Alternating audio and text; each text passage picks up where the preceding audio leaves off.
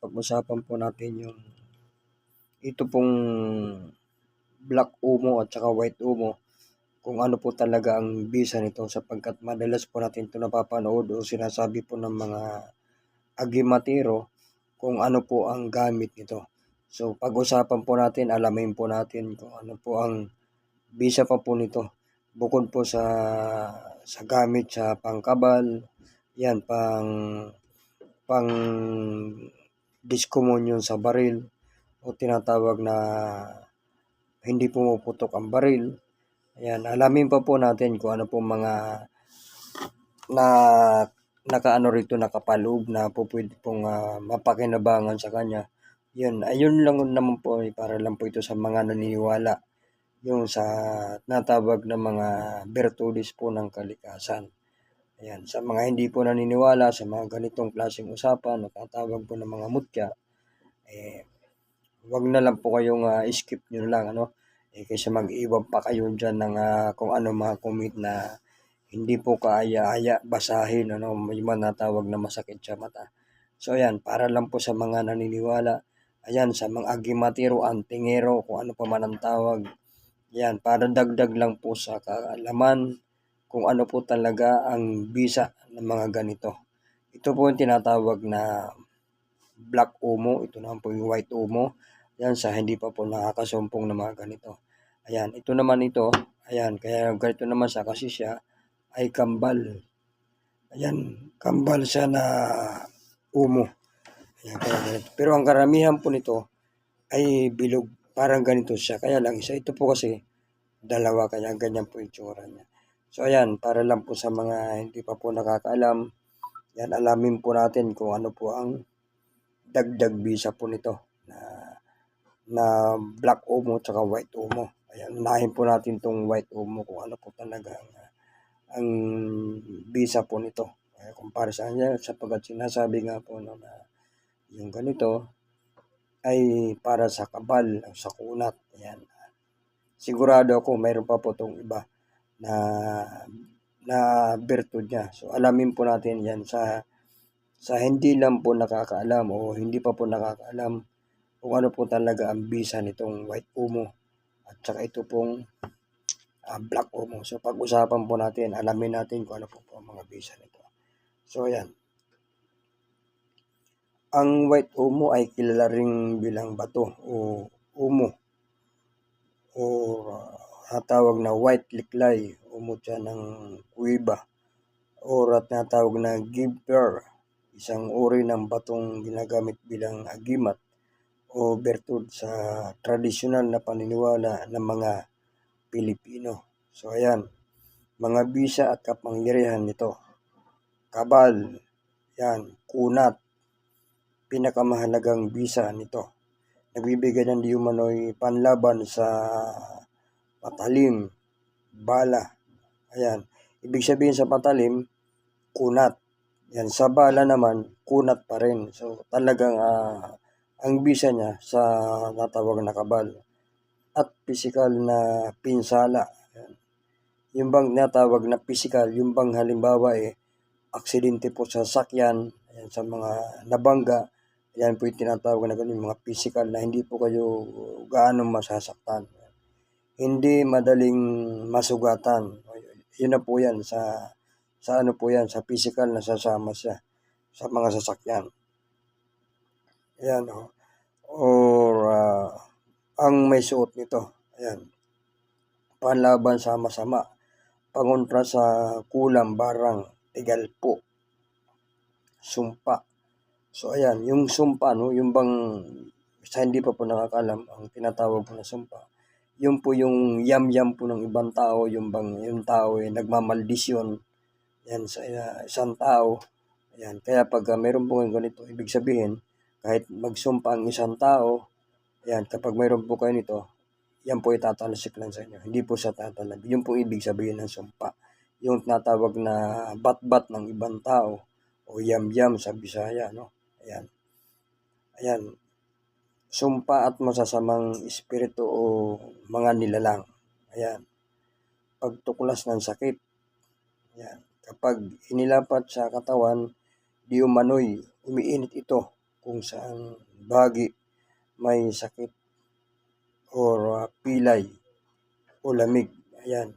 Ang ibig sabihin po rito, ayan, po pwede po siyang ilagay po sa ihilot, ilapat ng ganito, ayan, sa pilay, ayan, kaya lang ito po ay lalagyan nyo po siya ng langis, yung langis na kailangan po may basbas po ng isang antingero o agimatero, binabas po sa po yung langis na ilalagay po rito para yun po yung ano nyo sa pilay or lamig. Yan, yun pong ibig sabihin ito. Yan, swerte at tagumpay, nagdadala ng swerte sa trabaho, yan, negosyo at pagtupad ng mga kahilingan. Ayan.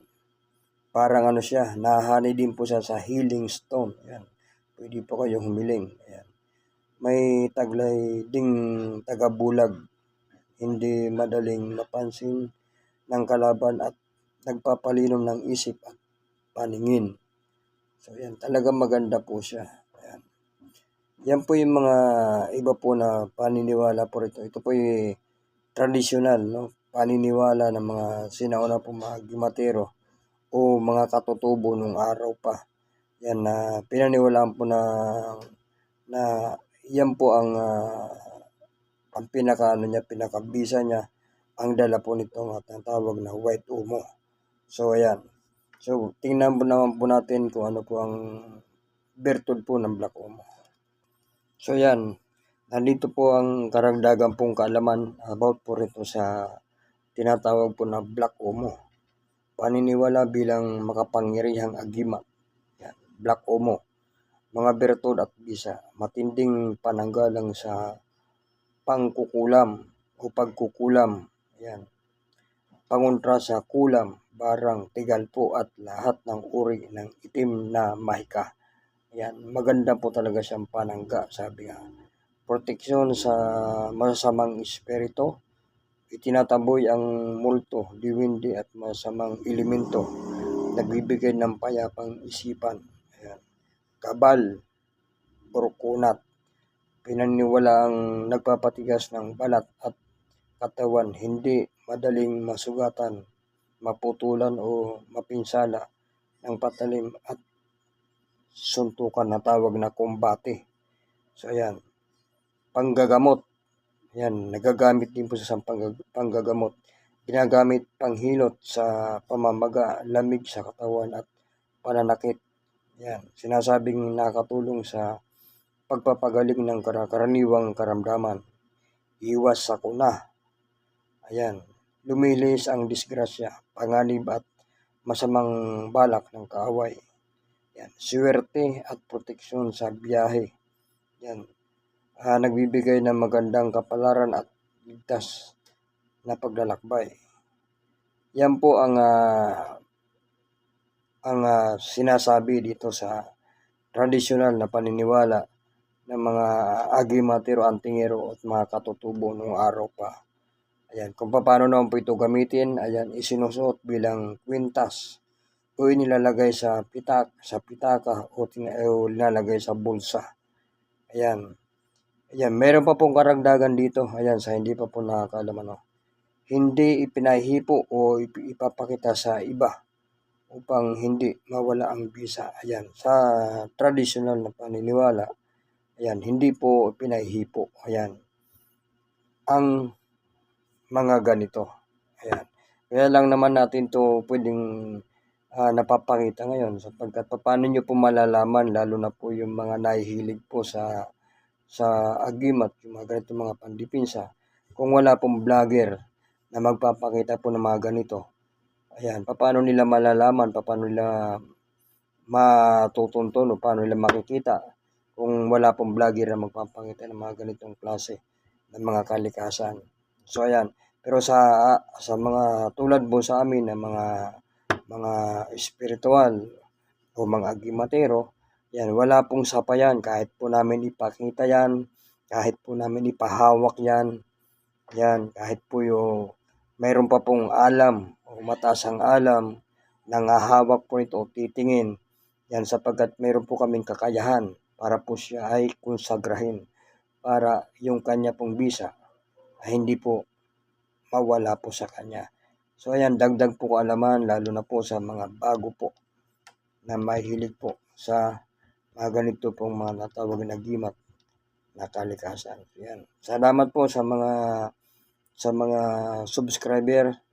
Ayan, sa inyo pong pag-subscribe, sa inyo pong pag-like, at sa mga mag-share. Ayan, salamat po, ano, para lumawak pa po ang ating pong kaalaman about po rito sa mga agimat na nandiyan lang pala sa paligid ng ating mga gilid-gilid ng bahay. Yung pala, ito pala yung mga ganito. Ayan, yung mga ganitong klase. Yan pala yung makakapagligtas sa atin sa oras po ng panganib o mga tinatawag po na sakuna.